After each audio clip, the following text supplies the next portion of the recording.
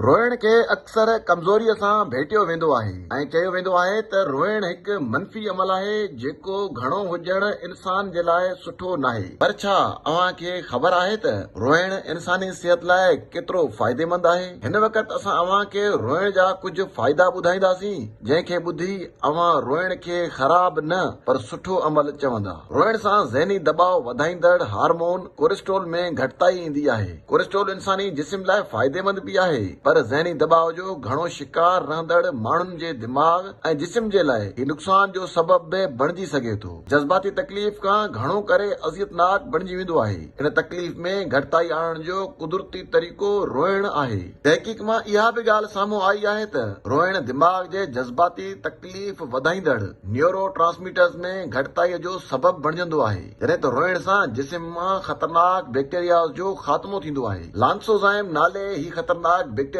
रोइण जे सूरत में अखियुनि मां ख़ारिज थींदो आहे। ॻोढ़ा दरअसल अखि जे पुतले ऐं रोशनी खे नमी फराहम कंदा आहिनि, जंहिंसां इंसानी रोशनीअ खे ताक़त मिलंदी आहे। केतिराई माण्हू मूड बहितर करण जे लाइ मुख़्तलिफ़ कम कंदा आहिनि, पर कुदरत असां खे मूड बहितर करण जे लाइ हिकु नेचुरल ज़रियो फराहम कयो आहे ऐं उहो आहे रोइण। तहक़ीक़ मां इहा ॻाल्हि बि साम्हूं आई आहे त रोइण क़ुव्वत मुदाफ़त ते मुस्बत असर विझे थो।